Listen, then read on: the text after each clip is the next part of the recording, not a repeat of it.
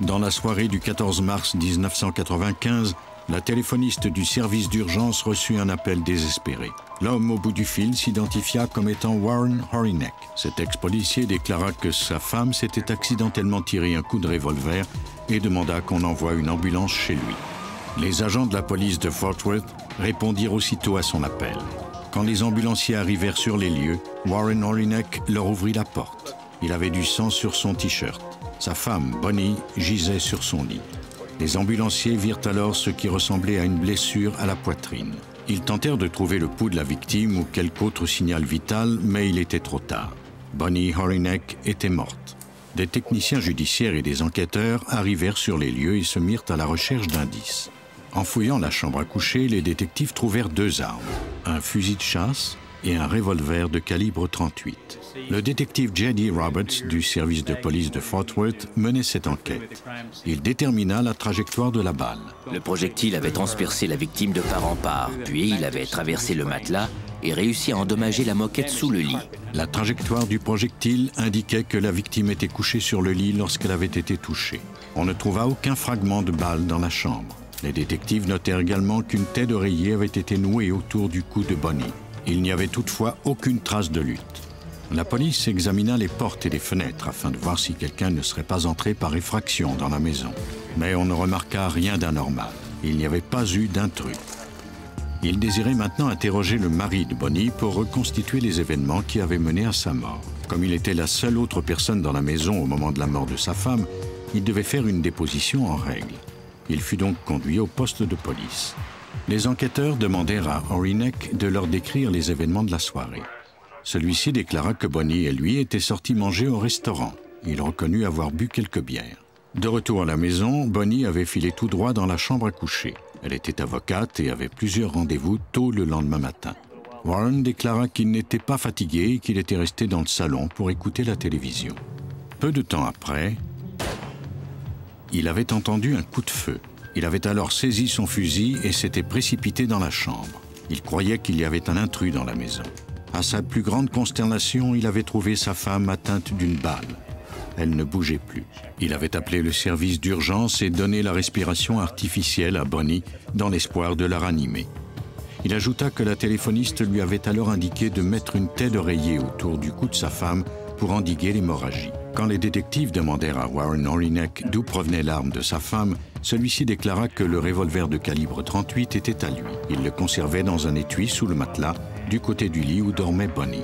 Les détectives demandèrent ensuite à Horinek de bien vouloir se soumettre à un test de poudre explosive, ce qu'il accepta. On ne trouva toutefois aucune trace de poudre sur ses mains. Les enquêteurs demandèrent également à Horinek de laisser ses vêtements. On les enverrait au laboratoire pour analyse. Même si tous les indices semblaient indiquer qu'il y avait eu suicide, les détectives devaient poursuivre leur enquête. Ils renvoyèrent Warren Horinek chez lui et lui dirent qu'ils l'appelleraient s'ils avaient d'autres questions à lui poser. Les enquêteurs espéraient que l'autopsie de la victime leur apporterait des réponses et qu'ils pourraient ainsi fermer le dossier.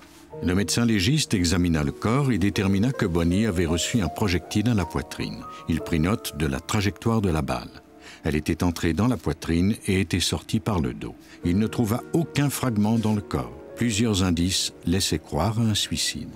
L'angle du cou et l'endroit où se situait la blessure, un peu à gauche, étaient conformes à une blessure qu'elle aurait pu s'infliger elle-même. Mais d'autres indices contredisaient cette hypothèse. Lorsque quelqu'un utilise une arme pour se tirer dessus, on retrouve toujours des traces de poudre sur lui. Pourtant, lors de l'examen des mains de la victime, le médecin légiste ne trouva rien. Sans pouvoir affirmer que la victime était morte suite à un suicide ou à un homicide, le médecin légiste indiqua dans son rapport qu'elle était morte de cause indéterminée. Dans le but d'étayer la thèse du suicide, les détectives rencontrèrent les parents de Bonnie. Les membres de la famille de quelqu'un qui s'est suicidé ont souvent du mal à admettre que cette personne qu'ils aimaient se soit enlevé la vie. Les parents de Bonnie étaient de ceux-là.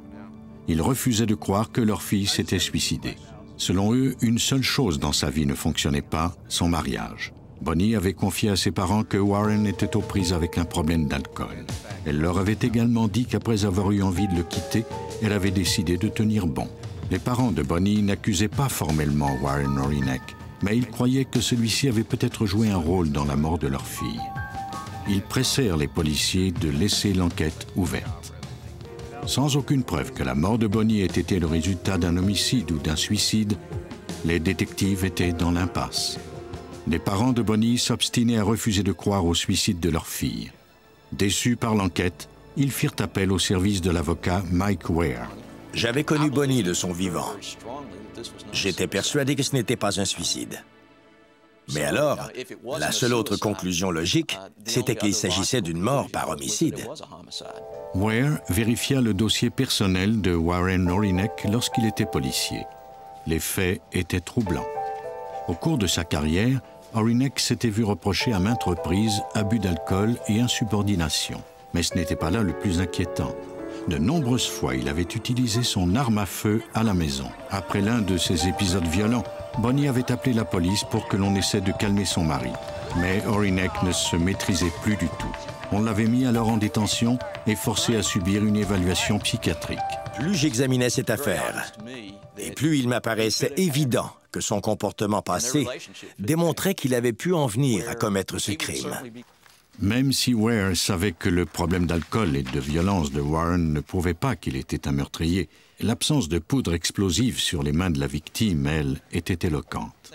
Si l'on y repensait sérieusement, c'était quelque chose de facile à nettoyer. Cet homme avait été policier. Il savait bien cela. Si c'était lui qui avait appuyé sur la détente, il lui était facile d'éliminer cette poudre explosive. Et s'il s'agissait d'un suicide, elle n'avait pas pu, elle, éliminer cette poudre. Rien dans le comportement de Bonnie n'indiquait qu'elle voulait mettre fin à ses jours. Elle avait même prévu un voyage d'affaires le lendemain de son décès.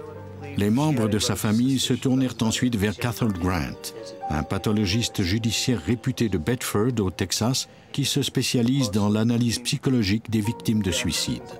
Grant interrogea les parents de la victime, ses amis et ses collègues de travail, et tous lui décrivirent Bonnie comme une femme heureuse qui voyait la vie du bon côté. Rien n'indiquait donc qu'elle songeait à se suicider. Elle conservait même dans son sac à main des messages trouvés dans des biscuits chinois. Grant en conclut que cette femme n'avait pas le profil des gens qui prévoient se tuer d'une balle dans la poitrine avec un revolver de calibre 38. En me basant sur ce que j'ai obtenu, il m'est apparu peu vraisemblable que cette femme eût été dans des dispositions pour s'enlever la vie. Pour analyser les indices matériels, Mike Ware fit appel au service de Tom Bevel, un spécialiste judiciaire renommé, expert en analyse de projection de sang. Bevel tenta de déterminer si le sang sur le T-shirt de Horinek avait été projeté là à cause du coup de feu ou parce que la victime l'aurait expectoré par le nez et la bouche pendant la réanimation. Selon lui, le sang ainsi expectoré serait très différent de celui projeté par une balle. Dans son labo, Bevel décida de recréer une tache de sang comme on en obtiendrait une en tirant un bout portant. Il plaça un T-shirt comme celui que portait Horinek ce soir-là, près d'une éponge imbibée de sang. Il tira ensuite un coup de feu avec une arme identique à celle trouvée dans la chambre de la victime. Les éclaboussures de sang se dispersèrent sur le T-shirt selon une certaine configuration. Il examina ensuite le vêtement et nota les gouttelettes caractéristiques suite à un coup de feu. Elles ne ressemblaient en rien aux taches qui auraient été expectorées par la victime. Les taches de sang produites par l'expectoration sont plus pâles. L'air force le sang à sortir et l'on y trouve donc des bulles. Quand la police examine ces taches, il ne reste que de petits cernes car les bulles d'air ont éclaté. Les gouttelettes de sang causées par une expectoration sont de forme irrégulière. Bevel examina ensuite le T-shirt que portait Warren le soir du décès de sa femme. Les taches que j'ai examinées dans ce cas-là n'étaient pas pâles du tout, et il n'y avait aucun cerne indiquant la présence de bulles d'air. Elles étaient de forme plutôt homogène. Bevel nota la présence de plus d'une centaine de ces gouttelettes projetées à haute vélocité. La plupart étaient d'un diamètre inférieur à 1/10 de millimètre, soit la taille d'une graine de pavot.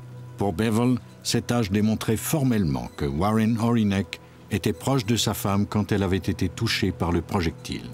Quand j'ai examiné le T-shirt porté par Horinek, j'ai vu comme une fine vaporisation de sang.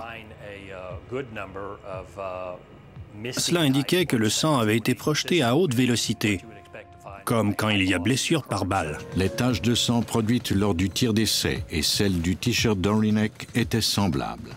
Il ne s'agissait donc pas de sang provenant de la bouche et du nez de la victime. Bevel en conclut que Warren Horinek avait abattu sa femme. Muni de ces nouvelles preuves, l'avocat Mike Ware présenta les résultats de ses analyses à un grand jury. Celui-ci approuva la mise en accusation de Warren Horinek. En mars 1996, un an après la mort de sa femme, Horinek fut arrêté et accusé de meurtre. Avec les preuves dont il disposait, les enquêteurs sont parvenus à reconstituer les événements qui ont conduit au meurtre. Ils ont conclu que Warren Horinek avait bu une importante quantité d'alcool ce soir-là. Bonnie et lui se sont sans doute disputés à cause du voyage d'affaires de Bonnie le lendemain.